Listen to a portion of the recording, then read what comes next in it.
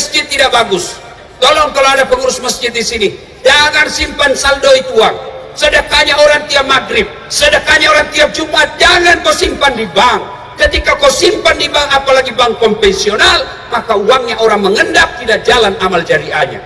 Jadikan dia keran air, jadikan dia tegel, jadikan dia sound system, jadikan dia horden, jadikan dia jam, jadikan dia AC, supaya jalan itu amalnya orang.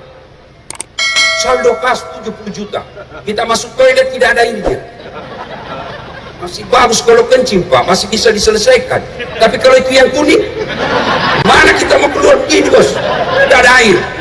Apalagi penyebab orang malas ke masjid, manajemen masjid tidak bagus. Ada yang sebut manajemen masjid tidak bagus. Ada masjid saya Pak, kecil, imamnya penghafal Quran, muadzinnya saya bikin lomba azan, yang menang saya kasih hadiah, kemudian saya jadikan tukang azan, saya gaji layaknya pegawai tiap bulan.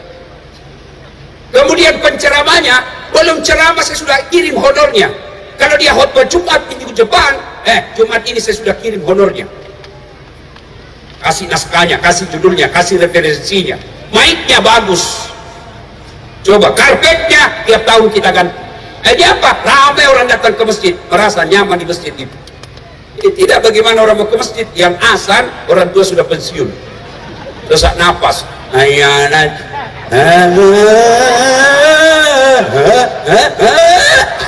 Dia bilang ada itu lagi orang tua yang azan, itu lagi. Gimana anak muda mau ke masjid, menjengkelkan azannya. Yang kedua, karpetnya sudah 7 kali lebaran tidak pernah diganti. Begitu kita sujud, cicak didapat. Sound sistemnya begitu takbir imam langsung story. Allah mau diperbaiki, kita sudah takbir, masa ditahan sampai selesai sholat? Apalagi yang membuat orang malas ke masjid, penceramahnya dari salam pertama sampai terakhir neraka terus dia cerita. Kau dibanting, dilipat, dipotong lehermu, ditusuk pantatmu, keluar dia bilang ada mudah dosa ke masjid, kita takut itu. Gimana orang mau ke masjid Pak? Padahal Al-Quran mengajarkan janji surga ancam neraka, janjinya 2 kali, ancamnya sekali. Dapat lagi imam, la haula wala quwwata. Mohon maaf Pak Imam, kadangkala ada imam yang membalik sunnah Nabi. Nabi katakan kalau kau jadi imam, ringkaskan bacaanmu. Sekalinya jadi imam, baru mau takbir sudah lama memang. Apa itu? Aku tinggal langkah selesai. Kata Nabi, kalau kau jadi imam, ringkaskan bacaan. Itulah sebabnya sebelum angkat takbir, kita sunnah salat jami rahimakumullah. Balik kalian ke belakang. Kenapa? Lihat pasukanmu. Barangkali banyak orang tua kau siksa rematik. Jatuh kepalanya, belum selesai, naik lagi, belum selesai, jatuh lagi, kesian kepalanya, bulan lagi, naik lagi. Ada anak muda pulang sholat subuh, enak sholat subuh Ustaz. Apa enak? Aliran sesat itu masjid. Kenapa aliran sesat? Dia sholat subuh 3 rakaat. Saya bilang bukan aliran sesat, kau yang dongo. Itu namanya sujud tilawah. Makanya imam sebelum kau lakukan, jelaskan dulu sama jamaahmu. Saudara-saudara sekalian, ini malam Jumat kita sujud tilawah. Mulai sholat dia bilang, ampun saya Ustaz, tak mau lagi saya ke sana. Kenapa deh? Itu imam masa surah Yasin dibagi 2. Ampun anak muda. Makanya Nabi katakan ringkas. Itu ajaran Nabi. Banyak saya lihat imam, dia senang yang baca yang susah-susah dan panjang. Tak tahu dan sunnah dari mana. Kata Nabi, kalau kau jadi imam, ringkaskan bacaanmu. Di belakang ada ibu-ibu yang mau kentut. Di belakang ada polisi pakai sepatu baru, dia lupa parkir. Gila sudah sepatu. Ayo. Maka Nabi katakan ringkaskan. Ada juga itu pernah Nabi, karena ada anak-anak yang lagi sholat, ada orang tua bawa anaknya, nangis anaknya di belakang. Nabi dengar, diringkaskan cepat sholatnya. Kenapa? Karena memperhatikan anak yang lagi nangis.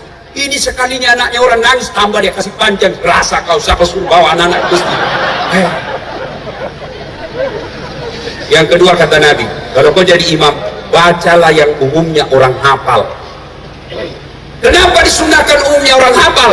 1, supaya orang khusyuk bisa ikut. Coba kalau imam membaca Al-Fatihah, semua jamaah ikut. Kenapa? Karena kita hafal. Begitu surah pendek beliau membaca, imam yang baca wadduha, kita bisa ikut. Kenapa? Kita hafal. Tapi begitu imam membaca surah Al-Anfal ayat 7 sampai 89, dia husuk dengan bacaannya, kita husuk dengan hayalan. Kita mau ikut, tidak dihafal, mau suruhku, belum selesai, terpaksa kita baca semua di dinding masjid. Keadaan keuangan masjid Blok Semawi dengan aduh, belum selesai, sudah selesai kita baca satu papan, belum selesai kita baca lagi kalender Persatuan Guru Republik Indonesia cabang Aceh Utara. Nah, belum selesai, bajunya lagi orang dibaca, caleg DPR RI nomor urut. Ada juga memang imam yang begini, dia rasa hebat kalau dia baca yang susah-susah. Yang kedua kata Nabi, dianjurkan membaca umumnya orang hafal. Kenapa? Supaya kalau kau salah ada yang bisa bantu. Coba kalau imam salah, dia baca wadduha, ada yang bisa selesaikan. Tapi begitu imam membaca Al-Anfal salah, hadapi dirimu sendiri. Aduh, cerita Pak, cerita. Wallahu a'lam benar atau tidak. Anak pondok pergi hafal Quran, pulang diteslah dia di kampung, kau jadi imam nak. Dia sombonglah, dia baca yang panjang-panjang. Begitu lagi dia baca, tiba-tiba ada cicak jatuh dekat kepalanya, kena ini telinganya, stres hilang hafalan. Dia tahu apa sambungannya ya.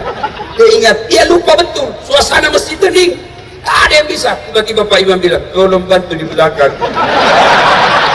Dia bilang yang di belakang, saya juga tidak tahu. Tiba-tiba ada anak muda berteriak, bilang, kalau begitu ya sudah lawak. Siapa yang salah? Siapa yang salah? Siapa yang salah? Imam.